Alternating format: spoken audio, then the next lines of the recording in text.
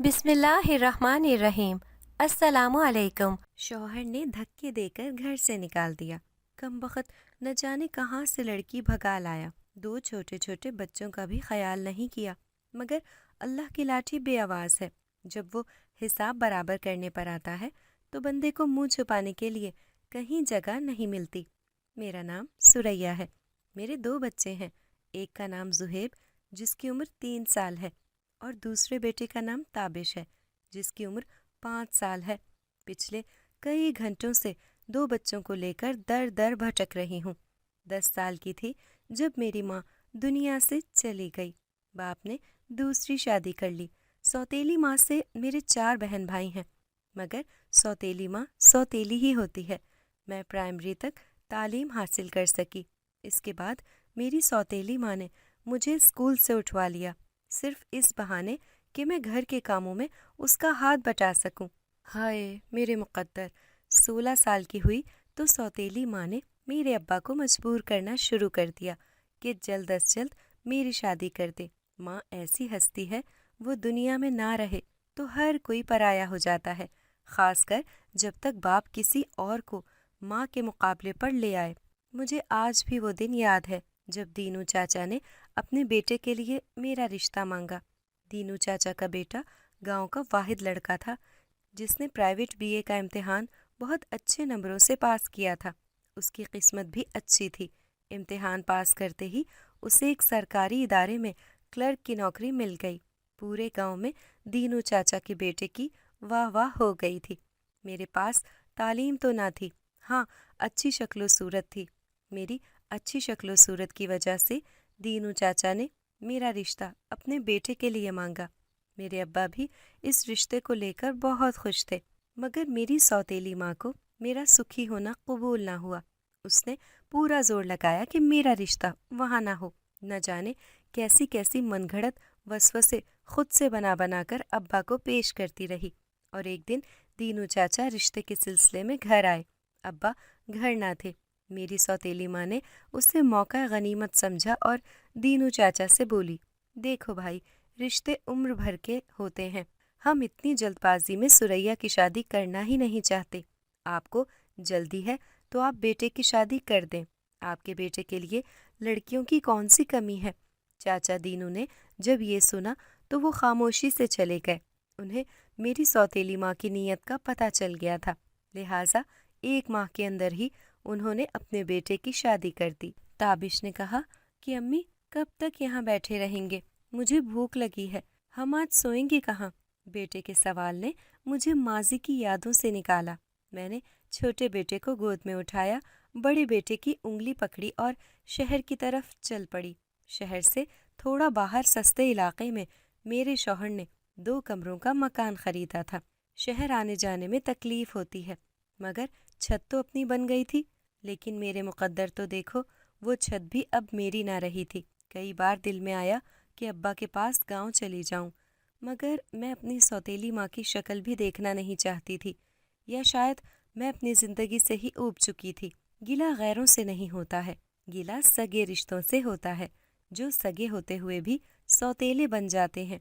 क्या अब्बा को कभी मेरा बुझा हुआ चेहरा नज़र नहीं आया? क्या उन्हें कभी ये सोचने की फुर्सत नहीं मिली कि उनकी बेटी के लिए क्या सही है और क्या गलत? मेरे शौहर इकराम की शोहरत वैसे भी गांव में अच्छी न थी।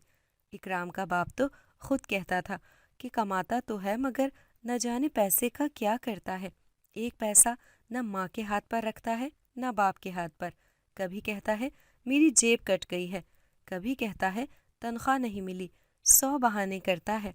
लेकिन जब इकराम का रिश्ता मेरे लिए आया तो मेरी सौतेली माँ ने झटपट हाँ कर दी। हालांकि इकराम के रिश्ते पर मेरे अब्बा ज़्यादा खुश नहीं थे, मगर अब सोचती हूँ कि वो मेरे अब्बा कम और अपनी बीवी के शौहर ज़्यादा हैं। मेरी माँ के हिसाब से ये रिश्ता बहुत अच्छा था और दीनी हवाले से बच्चों की शादी जल्दी कर देनी चाहिए।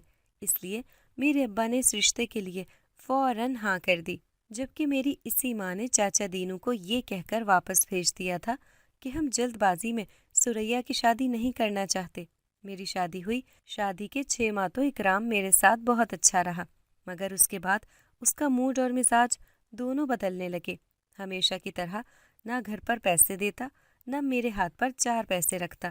میری ساس اور سسر نے اس کی شادی اس لیے کی تھی کہ شاید گھر کی ذمہ داری اس پر پڑے تو وہ بدل جائے، مگر وہ نہ بدلا۔ بالآخر شادی کے 1 سال بعد تنگ آ کر میرے سسر نے بیٹے سے کہا کہ وہ بیوی کو لے کر الگ ہو جائے، کیونکہ میرا خرچہ اٹھانا میرے شوہر کی ذمہ داری ہے، نہ کہ میرے سسر کی ہے۔ چاروں ناچار میرے شوہر کو مجھے لے کر اپنے ساتھ شہر آنا پڑا۔ میرے شوہر اکرام ویگن چلاتے ہیں۔ اپنے شوہر کے ساتھ شہر آنے کے بعد 6 مہینے میں نے یہ اندازہ لگایا کہ میرے شوہر انتہائی لاپرواہ طبیعت کے مالک ہیں۔ گھر میں راشن یا ضرورت کی کوئی چیز ختم ہو جاتی تو مجھے وہ منگوانے کے لیے ان کی منتیں کرنا پڑتی، یہاں تک کہ 2 بار مجھے حمل ہوا اور حمل کے دوران میرا کچھ کھانے کو دل کرتا تو میں وہ چیز کھانے کے لیے ترس جاتی، مگر مجھے وہ کھانے کو نہ ملتی۔ ایک بار تنگ آ کر میں اپنے شوہر سے پوچھ ہی بیٹھی کہ اگر وہ شادی نہیں کرنا چاہتے تھے تو اس رشتے سے انکار کر دیتے، تو میرے شوہر چہرے پر طنزیہ مسکراہٹ سجا کر بولے، مفت کی نوکرانی مل رہی تھی تو کیسے انکار کرتا۔ اس دن تو میرا دل ایسا ٹوٹا کہ میں نے خود کو بیوی سمجھنا ہی چھوڑ دیا۔ مجھے اپنی حیثیت کا پتہ چل گیا تھا، لہٰذا چپ چاپ ایک کونے میں پڑی رہتی، گھر کے کام کرتی، کھانے کو ملتا تو کھا لیتی، وگرنہ صبر کر لیتی۔ چلتے چلتے ہم لنگر خانے پہنچ گئے۔ راستے میں ایک آدمی نے مجھے اس لنگر خانے کے بارے میں بتایا تھا۔ یہ لنگر خانہ شہر کے ایک بہت امیر آدمی کا تھا، جہاں پر مزدوروں، غریبوں اور مسافروں کو 2 وقت کی روٹی کھلائی جاتی تھی۔ تقریباً مغرب ہو چکی تھی۔ مغرب سے کچھ دیر پہلے ہی رات کے کھانے کا اہتمام کیا جاتا تھا۔ لنگر شروع ہو چکا تھا۔ میں بچوں کو لیے اندر داخل ہو گئی اور دسترخوان پر ایک کونے میں بیٹھ گئی۔ ایک لڑکے نے ہمارے سامنے کھانا رکھا۔ میں نے اور بچوں نے پیٹ بھر کر کھانا کھایا۔ دل سے سیٹھ صاحب کے لیے بڑی دعائیں نکلیں۔ اللہ بھلا کرے ایسے لوگوں کا، جن کی بدولت مجھ جیسے لوگوں کا پیٹ بھر رہا ہے۔ میں بچوں کو لیے وہاں سے نکلی۔ کچھ دور چلنے کے بعد ایک بہت بڑا سرکاری ہسپتال آ گیا۔ ہسپتال کے گیٹ پر رک کر میں دیکھنے لگی۔ گیٹ کے ساتھ مسافروں کے رات ٹھہرنے کے لیے جگہ بنائی گئی تھی۔ بہار کا ٹھنڈا میٹھا موسم تھا۔ میں بچوں کو لے کر رات یہاں رک سکتی تھی۔ چل چل کر پاؤں بھی شل ہو چکے تھے۔ یہ ایک پناہ گاہ تھی۔ میں بچوں کو لے کر پناہ گاہ کے اندر داخل ہو گئی۔ بچے بھی بہت تھک چکے تھے۔ زمین پر ہی ایک کونے میں جگہ مل گئی۔ بچوں کو لے کر دیوار سے ٹیک لگا کر بیٹھ گئی۔ بچے میری گود میں سر رکھے سو گئے۔ دیوار کے ساتھ ٹیک لگایا۔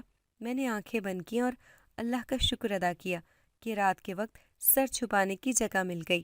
اگر اللہ کائنات کا خالق و مالک سارے فیصلے انسان کے ہاتھ میں دیتا تو زمین پر کمزور نظر ہی نہ آتا، یہ دنیا صرف طاقتور کی ہوتی۔ لیکن کچھ فیصلے اللہ نے اپنے پاس رکھ کر انسان پر احسان کیا ہے۔ میں بھی اللہ کا شکر ادا کر رہی تھی کہ اس نے مجھے اور میرے بچوں کو کھانا کھلایا اور سونے کے لیے ایک محفوظ جگہ دی۔ بچے تو میری گود میں سر رکھتے ہی سو گئے تھے۔ میرے پاس ایک گٹھری میں 2 چادریں، بچوں کے کپڑے اور چھوٹا موٹا ضروری سامان تھا۔ میں نے گٹھری میں سے چادریں نکالی اور بچوں کو اڑا دی۔ میں خود بھی وہیں زمین پر لیٹ گئی۔ آنکھوں میں نیند نہ تھی، بس ماضی کی یادیں پرچھائی بن کر میرے ارد گرد منڈلا رہی تھی۔ 2 بیٹے ہوئے، بڑا بیٹا 5 سال کا ہو گیا۔ میرا شوہر بھی کتنا عجیب ہے۔ میں نے بارہا کہا کہ بیٹا 5 سال کا ہو گیا ہے، اسکول میں داخل کرا دے، اب اس کی عمر ہو گئی ہے، مگر میرا شوہر ٹالتا رہا، کہتا رہا کیا کرے گا پڑھ لکھ کر، مزدور کا بیٹا ہے، مزدور ہی بنے گا۔ آخر تنگ آ کر ایک دن میں نے بیٹے کو لیا، اسکول میں اس کا داخلہ کرانے کے لیے جانے ہی لگی تھی کہ میرا شوہر اچانک گھر آ گیا اور کہنے لگا، اچھا بس کر، صبر کر، کچھ دن تک میں فارغ ہو جاؤں گا، خود اسے داخلے کے لیے لے جاؤں گا۔ یہ سن کر ایک بار پھر میں خاموش ہو گئی، مگر کچھ دن بعد کیا ہوا کچھ یوں کہ میں گھر میں جھاڑو برتن کر کے فارغ ہوئی، دوپہر کے کھانے کی تیاری کرنے ہی لگی تھی کہ دروازے پر دستک ہوئی۔ بڑے بیٹے نے بھاگ کر دروازہ کھولا۔ میرا شوہر گھر کے اندر داخل ہوا، لیکن میرے شوہر کے ساتھ ایک جوان عورت بھی گھر کے اندر داخل ہوئی۔ میں हक्का बक्का शौहर और उस अनजान औरत को देख रही थी। मेरे शौहर ने बड़े बेटे से कहा, ताबिश पुत्र, छोटे भाई को लेकर अंदर जा, तेरी माँ से ज़रूरी बात करनी है। जुहेब वहीं चारपाई पर बैठा खेल रहा था। ताबिश ने जुहेब को उठाया और कमरे के अंदर चला गया। मेरा शौहर मेरे करीब आया और बोला, देख सुरैया, मुझे मालूम है कि तेरा दिल बहुत बड़ा है। उसके बाद मेरे शौहर ने उस औरत की तरफ देखा और बोले, तू यहाँ क्यों खड़ी है? सामने वो कमरा है, उस कमरे में चली जा। उस औरत ने सुर्ख रेशमी जोड़ा पहन रखा था और उस पर सुर्ख रेशमी परांदा लगाया हुआ था। वो उठलाती हुई कमरे के अंदर चली गई। मेरे शौहर बोले, देख सुरैया, ये बेचारी दुखियारी है, मुसीबत की मारी है। मैंने दूसरी शादी कर ली है। मुझे यकीन है तू कोई हंगामा नहीं करेगी। इसका नाम चंबेली है। ये अब यहीं रहेगी। मैं थका हुआ हूँ, आराम करने जा रहा हूँ। मेरे लिए चाय बनाकर कमरे में ले आ। ये कहकर मेरा शौहर भी कमरे में चला गया। मेरे पैरों के नीचे से ज़मीन निकल गई। इस घर में था ही क्या वो सामान जो मैं अपने जहेज़ में लेकर आई थी। मेरे शौहर ने तो प्लास्टिक का एक डब्बा भी कभी घर के लिए लाने की जहमत ना की थी। मुझे चक्कर आने लगे। जिस आदमी ने मेरी और मेरे बच्चों की ज़िंदगी अजीरन कर रखी थी, हमारी ज़रूरियात पूरी करने के लिए उसकी जेब से पैसे ना निकलते। अब मुझे समझ आ रही थी कि उसके पैसे कहाँ जाते थे। मैं कैसे सब्र करती। मैं अकेली तो न थी, मेरे साथ 2 बच्चों का साथ था। आखिर उनका क्या मुस्तकबिल था? मुझे यकीन ही नहीं आ रहा था कि मेरा शौहर इस हद तक मेरे साथ बेवफाई कर सकता है। मुझसे वफा ना करता मगर अपने बच्चों के साथ तो करता। आखिर उनका क्या कसूर था? मैं कमरे की तरफ गई। मैंने कमरे का दरवाज़ा खोला। दरवाज़ा अंदर से खुला हुआ था। फ़ौरन ही खुल गया। मेरी सौतन मेरे ही बनाव सिंगार की मेज़ के सामने बैठी आईने में खुद को देख रही थी और मेरा बेशरम शौहर बिस्तर पर लेटा हुआ था। मुझे देखते ही मेरी सौतन उठकर खड़ी हो गई। मेरा शौहर बिस्तर पर उठ बैठा। मैं बोली, इकराम, कहाँ से उठा कर लाए हो इसे या भगा कर लाए हो? शादी क्या इस तरह होती है? कोई उसके साथ आने वाला नहीं होता? मेरी सौतन अपनी चुटिया घुमाते हुए बोली, हाय हाय, कितनी बदजुबान है ये। मैं बोली, तू मेरे घर पर डाका डाल रही है, मैं बदजुबानी भी न करूं। मेरे शौहर इकराम बिस्तर से नीचे उतरे, चप्पल पहने और बोले, देख सुरैया, बात मत बढ़ा क्योंकि इसका कोई फ़ायदा नहीं है। निकाह किया है मैंने। फिर उसने दराज में से निकाहनामा निकाला और मुझे दिखाते हुए बोला, ये देख, निकाहनामा है मेरे पास। मैंने कहा, निकाह भगाकर ही किया है ना, क्योंकि शरीफों के घर से बारात बैंड बाजे के साथ रुखसत होकर निकलती है। यूं लड़की खामोशी से किसी की दहलीज से नहीं फलांगती। ये सुनते ही मेरी सौतन चिल्लाई, तू क्या बकवास किए चली जा रही है? हाँ इकराम, तुम रोकते क्यों नहीं इसे? क्या खामोशी से खड़े होकर मेरी बेइज्जती कराते रहोगे? मेरा शौहर बोला, देख सुरैया, तू जा यहाँ से। मेरी सौतन बोली, किधर जा? कहाँ जा? इसे धक्के देकर इस घर से बाहर निकालो, वरना मैं यहाँ नहीं रहूँगी। मैं बोली, तू दफ़ा हो जा यहाँ से। मैं कहीं नहीं जाऊँगी। ये मेरा और मेरे बच्चों का घर है। मेरी सौतन ने मेरे शौहर की तरफ देखा और मेरी दुनिया अंधेर हो गई। इकराम गुस्से से मेरी तरफ बढ़ा। उसने मुझे बाजू से पकड़कर कमरे से बाहर निकाला और बोला, देख सुरैया, मैं तो पहले दिन से तुझे पसंद नहीं करता, अब और मैं तुझे बर्दाश्त नहीं कर सकता। इसके बाद इकराम दूसरे कमरे में गया। वो बच्चे कमरे से लेकर आया। छोटे बेटे को मेरी गोद में पकड़ाया और बड़े बेटे को मेरी तरफ धकेलते हुए बोला, बच्चे ले और चल जा यहाँ से, मैं तुम लोगों से तंग आ गया हूँ। मेरे शौहर ने मुझे और बच्चों को धकेलते हुए घर से बाहर निकाल दिया और दरवाज़ा बंद कर दिया। बड़ा बेटा आंसुओं के साथ रो रहा था। मैं बच्चों को लेकर दरवाजे के सामने बैठ गई। थोड़ी देर गुजरी तो दरवाज़ा दोबारा खुला। मेरे शौहर ने मेरे सामने गठरी फेंक दी और बोला, सुरैया, इसमें तेरे और बच्चों के कपड़े हैं और 2 चादरें हैं, इन्हें ले और गांव चली जा, क्योंकि अब तेरा और मेरा गुजारा नहीं हो सकता।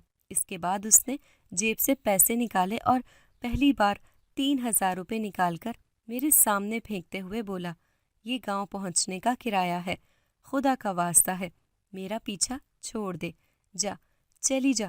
اس کے بعد وہ اندر چلا گیا اور اس نے دروازہ بند کر دیا۔ میں نے وہ پیسے اٹھائے اور غور سے انہیں دیکھنے لگی۔ میرے شوہر نے میرے ہاتھ پر آج تک 3 روپے نہیں رکھے تھے، مگر آج مجھ سے پیچھا چھڑانے کے لیے میرے سامنے 3000 روپے پھینک دیے۔ میں نے پیسے دوپٹے کے پلو سے باندھے اور بچوں کو لے کر شہر کی طرف چل پڑی۔ شہر یہاں سے زیادہ دور نہیں تھا۔ مجھے نیند آنے لگی۔ میں نے بچوں کو پیار کیا اور سو گئی۔ صبح آنکھ کھلی، میں نے بچوں کو ناشتہ کرایا اور واپس گاؤں جانے کا ارادہ کیا۔ نہ جانے سوتیلی ماں کے ہوتے ہوئے مجھے اپنے ہی باپ کے گھر میں جگہ ملتی ہے یا نہیں، مگر ابا جی کے علم میں ہونا چاہیے کہ جس کے ساتھ انہوں نے مجھے رخصت کیا تھا، اس آدمی نے صرف مجھے ہی نہیں اپنے بچوں کو بھی اپنی زندگی سے نکال دیا تھا۔ میں بچوں کو لے کر بس اڈے پر پہنچی، گاڑی کا پتہ کیا۔ اتفاق سے ہمارے گاؤں کی طرف جانے والی گاڑی نکلنے کے لیے تیار کھڑی تھی۔ میں نے بھی ٹکٹ لیا اور بچوں کے ساتھ گاڑی میں سوار ہو گئی۔ یہاں سے ہمارا گاؤں 2 گھنٹے کے سفر پر تھا۔ 2 گھنٹے کے بعد گاؤں آ گیا۔ میں بچوں کو لے کر گاڑی سے اتری اور گھر کی طرف پیدل ہی چل پڑی۔ ہمارا گھر سڑک سے صرف 10 منٹ کے فاصلے پر تھا۔ میں صحن میں ہی بچوں کے ساتھ مسہری پر بیٹھی ہوئی تھی۔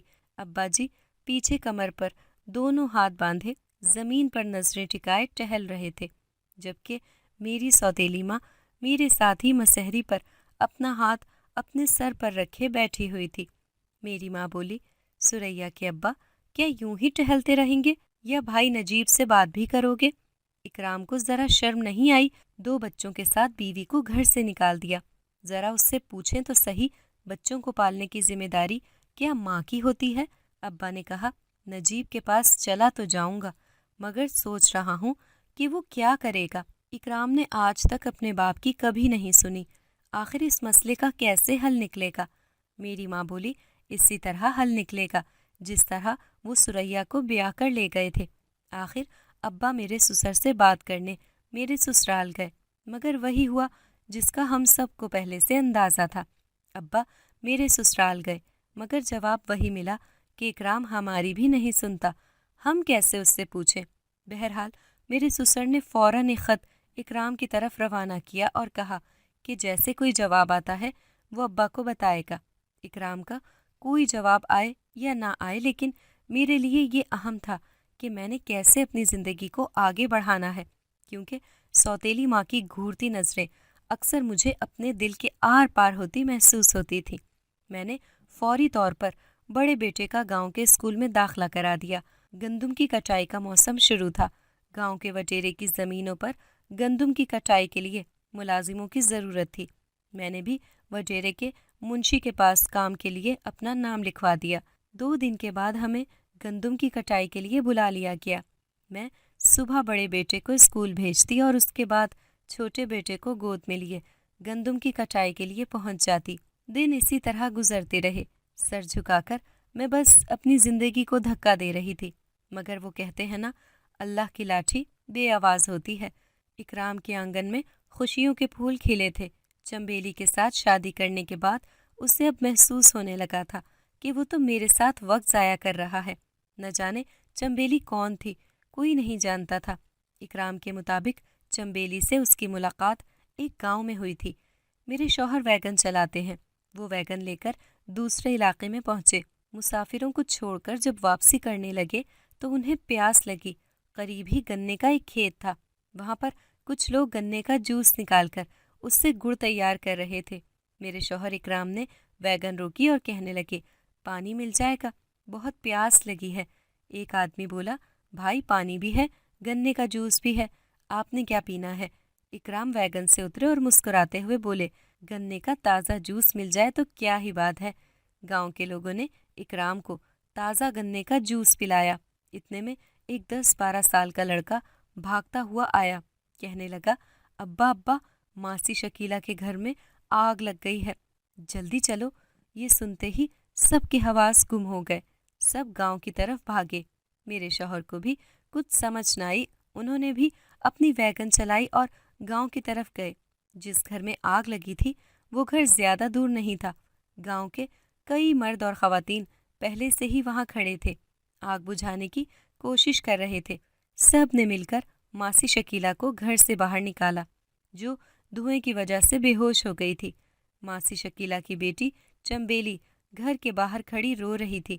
اکرام کو گنے کا جوس پلانے والے شخص نے کہا، بھائی تمہارا بڑا احسان ہوگا کہ ماسی شکیلہ کو بڑے ہسپتال پہنچا دو، تمہارے پاس گاڑی ہے، تم انہیں فوراً ہسپتال پہنچا دو گے؟ اکرام بولے، جی جی بالکل، یہ تو نیکی کا کام ہے، آپ مریضہ کو میری ویگن میں پہنچا دیں۔ اس آدمی نے وہاں کھڑی خواتین کو کہا، چلو بھائی شکیلہ بہن کو ویگن میں بٹھاؤ، اور چمبیلی تو ماں کے ساتھ ہسپتال جا، ہم آگ بجھانے کی پوری کوشش کر رہے ہیں۔ اسی وقت اکرام چمبیلی اور اس کی بے ہوش ماں کو لے کر شہر کے بڑے ہسپتال پہنچے۔ ڈاکٹر نے چمبیلی کی ماں کو فوراً ہسپتال میں داخل کر لیا۔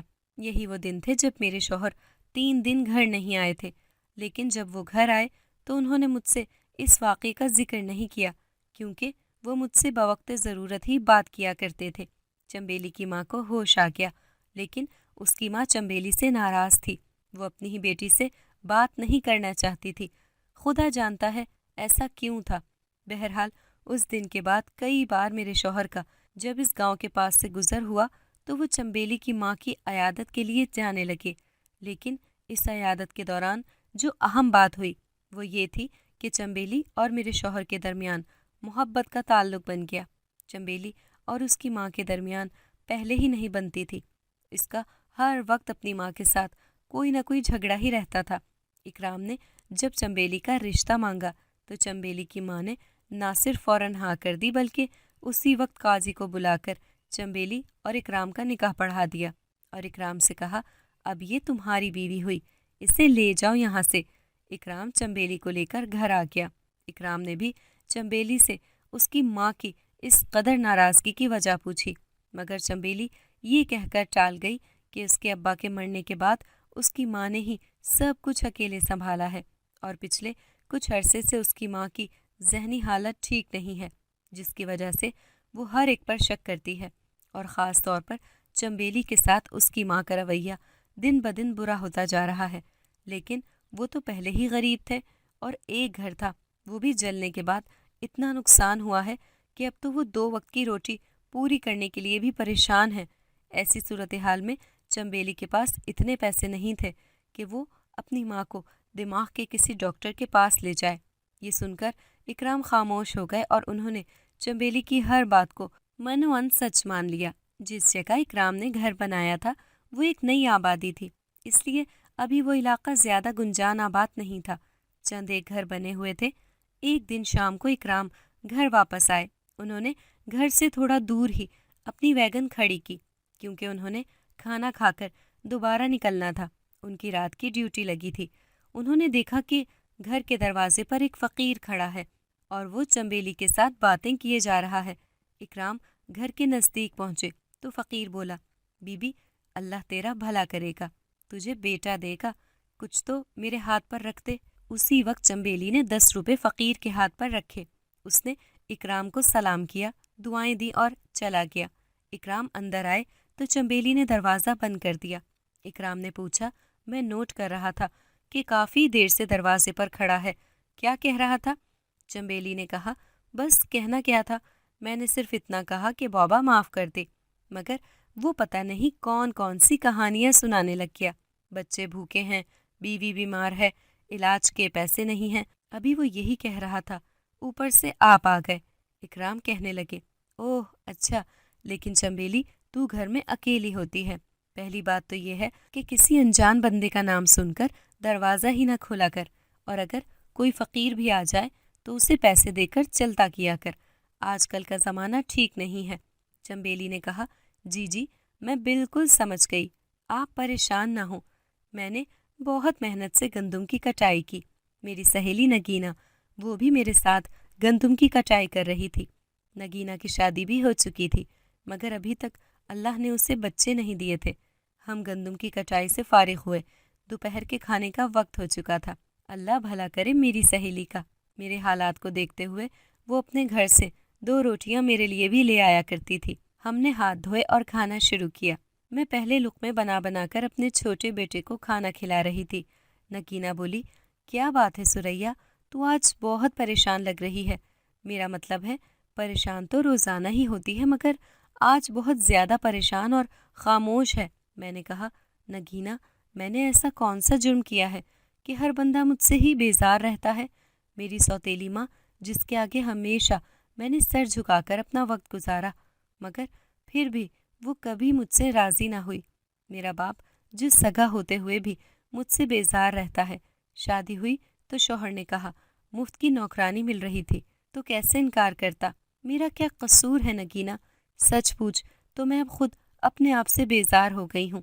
मेरी माँ गाहे बगाहे मुझे घर वापस आने के ताने देती रहती है। वो कहती है कि मैं घर बसाना ही नहीं चाहती, वरना मैं शौहर के दरवाजे पर ही पड़ी रहती, मगर यहाँ वापस ना आती। तू खुद सोच नगीना, जिस शख्स ने अपने बच्चों को हाथ पकड़कर घर से बाहर निकाल दिया हो, उसकी नज़र में मेरी क्या हैसियत है। मैं उसके दरवाजे पर पड़ी रहती तो भी किस उम्मीद से पड़ी रहती। अभी तो सुबह घर से निकलती हूँ और शाम को घर वापस आ जाती हूँ, तब भी न जाने कितनी बातें सुनने को मिलती हैं। सोचती हूँ गंदम की कटाई का काम ख़त्म हो गया, तब क्या करूँगी। नगीना बोली, तू बिल्कुल परेशान ना हो, मैंने तेरे लिए काम ढूंढ रखा है। मैंने चौंक कर नगीना की तरफ देखा और बोली, क्या सच में? वो मुस्कुराकर बोली, हाँ बिल्कुल, हमारे घर की दीवार एक है। तेरी माँ सिर्फ तेरे सामने नहीं, बल्कि तेरे पीछे भी जितनी बातें करती रहती है, सब मेरी अम्मा सुनती रहती हैं और मुझे बताती भी हैं। सच पूछ तो तेरी सौतेली माँ बहुत संगदिल है, इसलिए मैंने अम्मा से तेरे बारे में यही बात की जो तू अब कर रही है। तो अम्मा ने बताया कि मलिक शाहजेब की हवेली में नए लोग आए हैं। सुना है मलिक शाहजेब ने हवेली बेच दी है। अम्मा उनसे मिलने भी गई थी। उन्हें एक मुलाजिमा की ज़रूरत है। मैंने अम्मा से कहा है कि उनको जाकर बता दे कि सुरैया को ही काम पर रखेंगे। अम्मा ने कहा था कि वो तुम्हारी बात ज़रूर करने जाएंगी। मैंने नगीना का हाथ पकड़ लिया। मेरी आंखों से आंसू गिरने लगे। नगीना बोली, कोई बात नहीं सुरैया, ये वक्त भी गुजर जाएगा और देखना, आने वाला वक्त तेरे लिए ढेरों खुशियाँ लेकर आएगा। मेरा दिल कहता है अल्लाह तुझे तेरे सब्र का बेहतरीन अजर देगा। गर्मियाँ शुरू हो चुकी थी। मेरा शौहर इकराम और चंबेली सहन में चारपाइयों पर सोते थे। रात के 2 बजे का वक्त था। अचानक इकराम की आंख खुल गई। दूसरी चारपाई पर चंबेली नहीं थी। इसी असना में इकराम की नज़र बाहर वाले दरवाजे पर पड़ी। दरवाजे की कुंजी खुली हुई थी।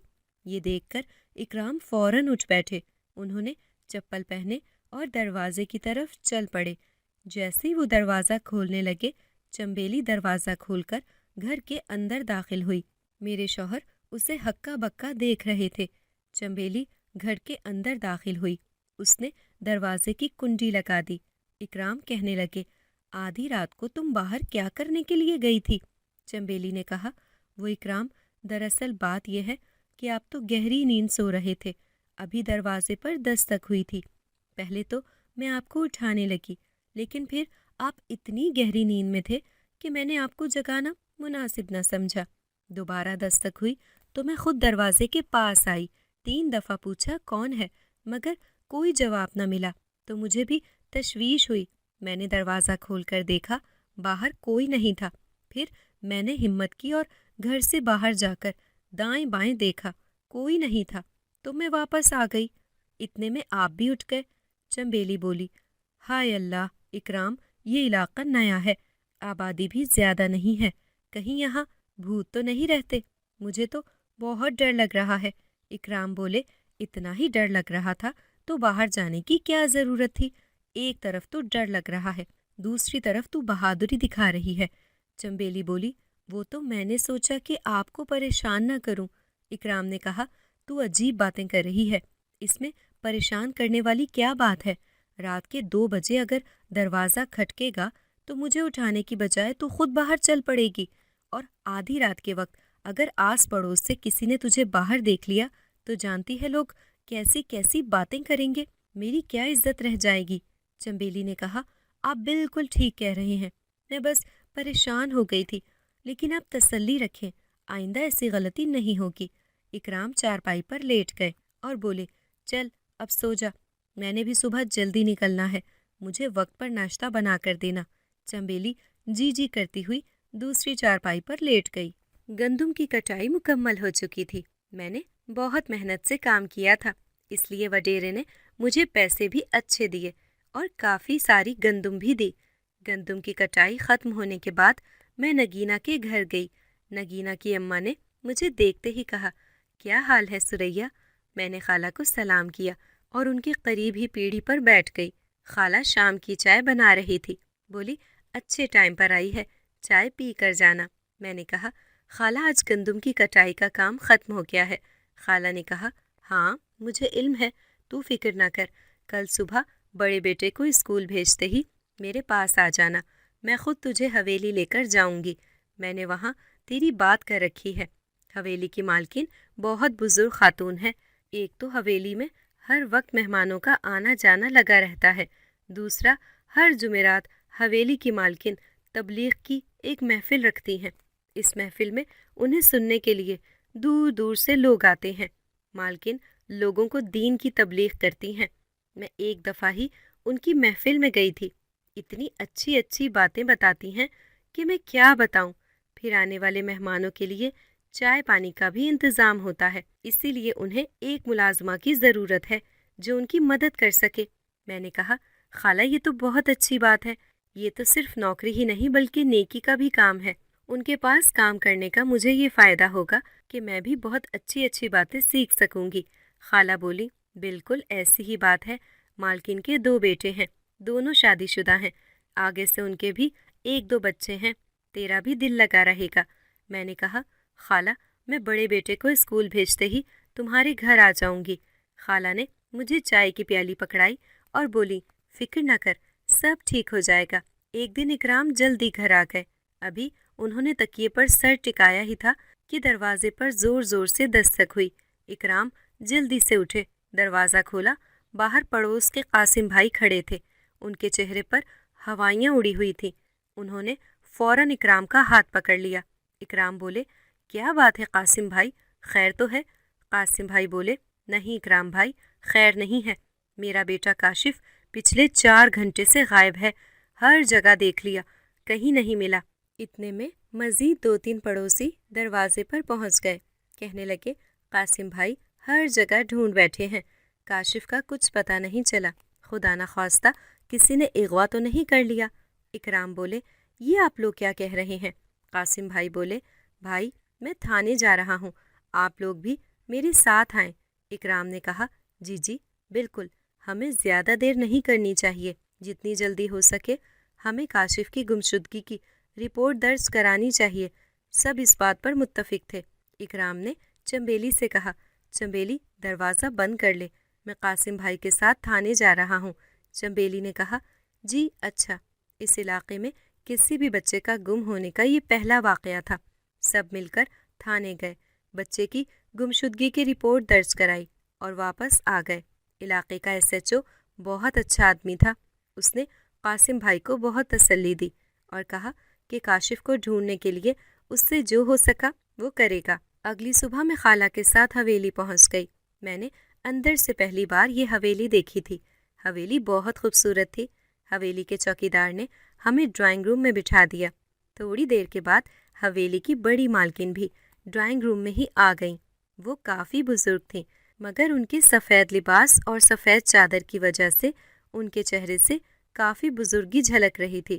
بڑی مالکن کے 2 بیٹے اور 2 بہویں تھیں، دونوں بیٹوں کے 2-2 بچے بھی تھے۔ ان کی باتوں سے پتہ چلا کہ وہ یہاں مستقل آباد نہیں ہوئے تھے، بلکہ وہ یہاں کچھ عرصے کے لیے آئے تھے اور جہاں سے آئے تھے وہیں واپس چلے جائیں گے۔ یہ سن کر مجھے تھوڑی مایوسی ہوئی، لیکن میں نے دل کو حوصلہ دیا کہ ان کے جانے کے بعد اللہ میرا کوئی اور نیک سبب کر دے گا۔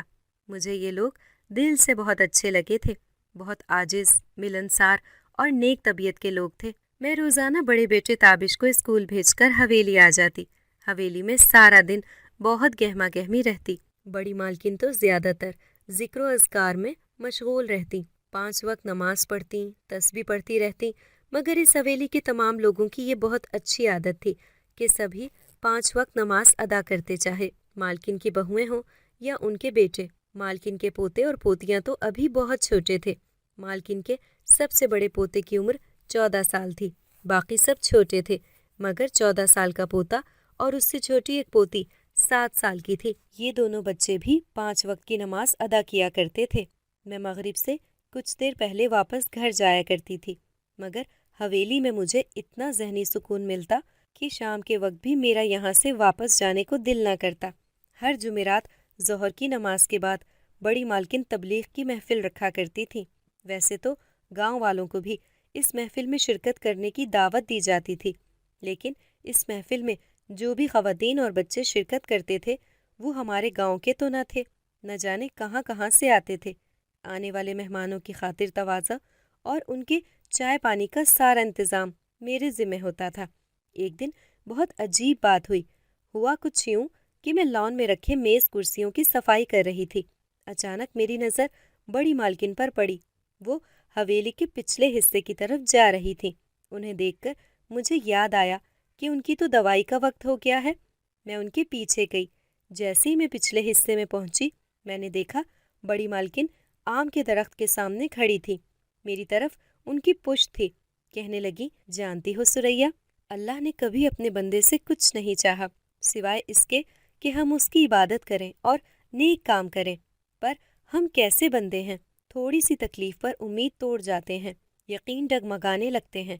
हमारी आखिरी सांस के निकलने से पहले तक हमारा रब हमारी तौबा का इंतज़ार कर सकता है, हमें माफ़ कर सकता है, तो हम अपने रब को मनाने में, उस तरफ पलटने में क्यों देर करते हैं। मैं तो खुद प्राइमरी पास थी, बड़ी मालकिन को क्या जवाब देती। मेरी आंखों से आंसू गिरने लगे। बड़ी मालकिन ने कहा, जाओ सुरैया, थोड़ा तसल्ली से रो लो, क्योंकि अल्लाह की याद में गिरा हुआ एक आंसू भी अल्लाह की नज़र में बहुत मोतबर होता है। मैं नहीं चाहती कि अल्लाह की याद में गिरते इन आंसुओं को रोकूं। मैं वहाँ से वापस चल पड़ी। मेरी आंखों से मेरे आंसू आबशार की तरह गिर रहे थे। बचपन से लेकर अब तक की तमाम यादें मेरी आंखों के सामने घूमने लगी थी। मेरी तमाम महरूमियाँ मेरे साथ आंसू बहा रही थी और मैं उन्हें अपने दुपट्टे से पोंछती जा रही थी। मेरा सब्र अब भी कहीं मेरे अंदर दम तोड़ने लगा था। ये कोई पहली बार नहीं था। मैं अक्सर ही तन्हाई में रोती, आंसू बहाती और मेरे बहते आंसुओं के साथ मेरे दिल पर जमी गर्द भी धुल जाती। लेकिन अब मुझे अपने आप से शर्म आ रही थी। मुझे हर उस लम्हे से शर्म आ रही थी जिस लम्हे में मेरे दिल ने अल्लाह से शिकवा करने की कोशिश भी की। मेरा रब जो अपने बंदे से 70 माओं से ज़्यादा प्यार करता है, वो मुझे कैसे अकेला छोड़ सकता है। मैं लॉन में बैठी फूट फूट कर रो रही थी कि इतने में मेरा छोटा बेटा ज़ुहैब मेरे पास आया और अपने नन्हे हाथ मेरे चेहरे पर फेरने लगा। मैंने बेटे को गले से लगाया। मेरा बेटा अपनी तोतली ज़बान में बोला, मत रोएं अम्मी, आप क्यों रो रही हैं। मैंने फ़ौरन अपने आंसू पोंछे और बोली, नहीं बेटा, मैं बस अपने दिल की सफाई कर रही हूँ। हमारे दिल की सफाई हमारे आंसुओं से होती है, इसलिए कभी कभी रोना चाहिए।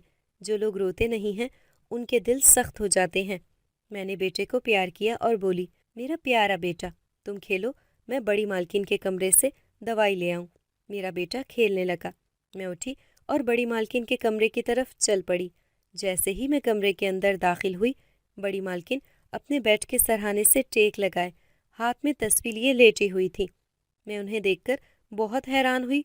मैंने कहा, बड़ी मालकिन, आप तो आम के दरख्त के पास खड़ी थी।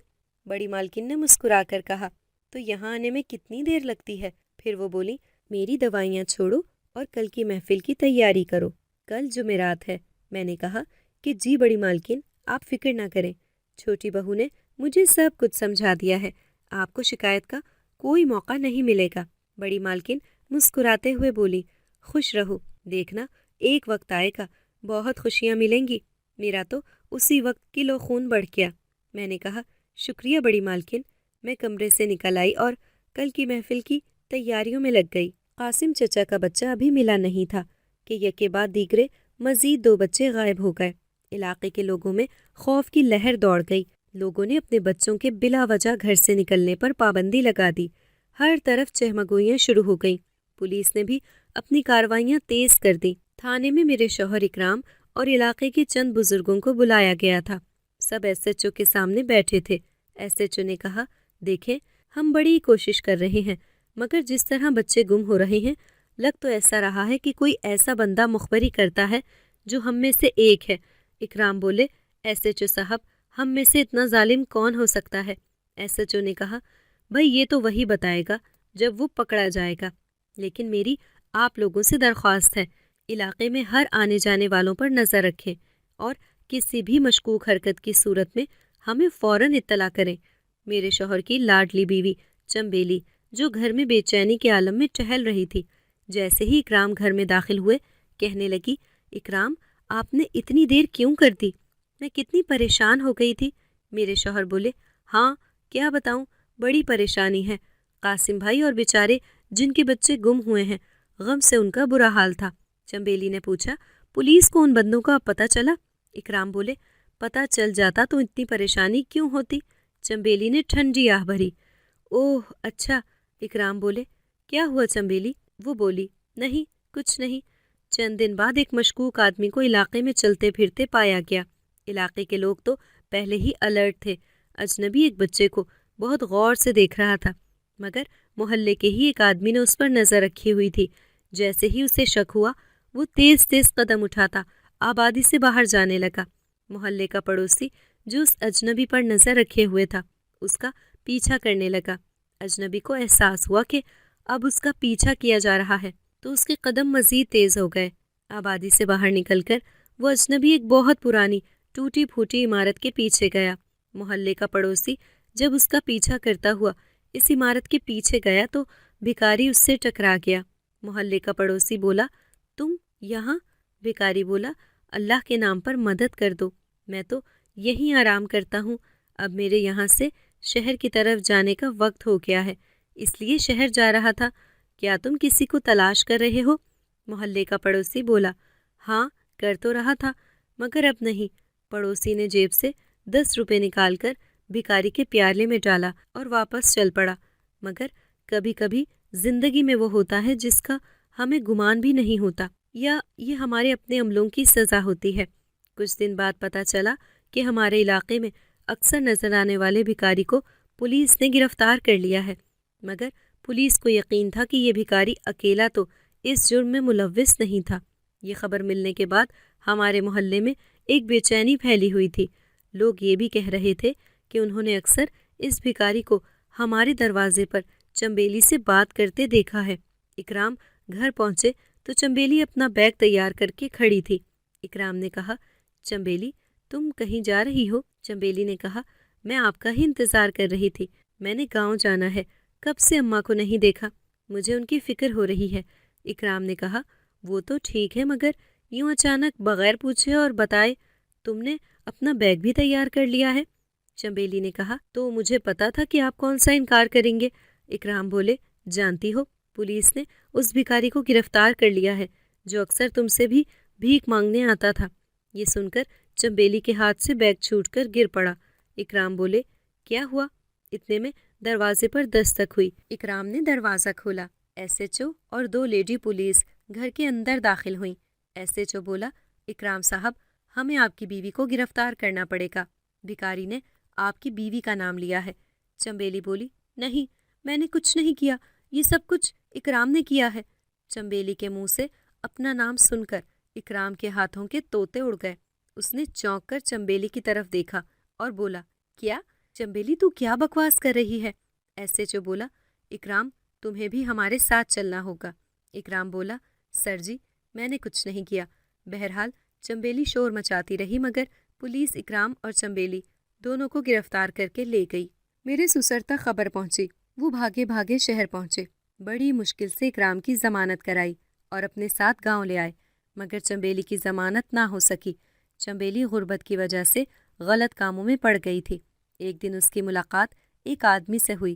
چمبیلی نے گاؤں کا ایک بچہ اغوا کرایا، اس نے چمبیلی کو اس کام کے اچھے خاصے پیسے دیے۔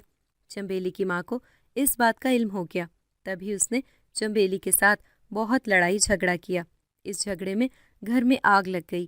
شریف عورت اپنی عزت کی وجہ سے کچھ نہ بولی، اسی لیے جب اکرام نے رشتہ مانگا تو اسی وقت اس نے بیٹی کا نکاح پڑھایا اور اکرام کے ساتھ روانہ کر دیا۔ مگر یہاں بھی چنبیلی اپنی حرکتوں سے باز نہ آئی۔ مجھے حویلی میں کام کرتے ہوئے 3 ماہ ہو چکے تھے۔ انہی دنوں بڑی مالکن نے مجھے اپنے کمرے میں بلایا اور بولی، یہاں آؤ سریا، میرے پاس بیٹھو۔ میں بڑی مالکن کے بیڈ کے ساتھ نیچے بیٹھ گئی۔ بڑی مالکن بولی، اوپر بیٹھو سریا، آج ہماری آخری ملاقات ہے۔ یہ سن کر تو میں حیران و پریشان ہو گئی۔ مالکن نے کہا، حیران ہونے کی ضرورت نہیں ہے۔ میں اٹھ کر بیڈ کے اوپر بیٹھ گئی۔ بڑی مالکن نے میری ہتھیلی پر ایک نگینہ رکھا اور بولی، سریا تم بہت اچھی اور نیک دل ہو، تم نے ہماری بہت خدمت کی ہے، یہ رکھ لو، اسے بیچ دینا، تمہارے دن بدلنے کے لیے یہ چھوٹا سا تحفہ ہے۔ یہاں ہمارا قیام اتنا ہی تھا۔ میں کہنا تو بہت کچھ چاہتی تھی مگر نہ کہہ سکی۔ اسی دن بڑی مالکن اپنے اہل و عیال کے ساتھ چلی گئیں، لیکن کچھ دن بعد پتہ چلا کہ اس حویلی میں چند مہینوں کے لیے جو خاندان آباد ہوا تھا یہ جنات کا خاندان تھا۔ بڑی مالکن کی تبلیغ میں شرکت کرنے والی عورتیں بھی جنات تھیں۔ میرے دن بدل گئے۔ وہ نگینہ بہت قیمتی تھا۔ میں نے نگینہ بیچ کر گاؤں میں اپنا گھر خرید لیا اور بچوں کے لیے ایک مدرسہ بھی بنوایا۔ اکرام نے مجھ سے معافی مانگ لی اور میرے ساتھ گاؤں میں ہی رہنے لگے۔ شہر کی نئی آبادی والا گھر انہوں نے بیچ دیا۔ آج بھی کبھی بڑی مالکن کی یاد آتی ہے تو میں حویلی چلی جاتی ہوں۔ ایسا لگتا ہے کہ جیسے یہ حویلی خالی نہیں ہے، اب بھی وہ سب جنات یہاں رہتے ہیں۔ میں بڑی مالکن کی یاد میں کافی دیر اکیلی حویلی میں بیٹھی رہتی ہوں۔ اگر آپ کو ہماری آج کی کہانی پسند آئی ہے تو اسے لائک کریں، شیئر کریں اور چینل کو سبسکرائب کرنا مت بھولیے گا تاکہ آپ کو ہر نئی آنے والی ویڈیو کا نوٹیفیکیشن بر وقت ملتا رہے۔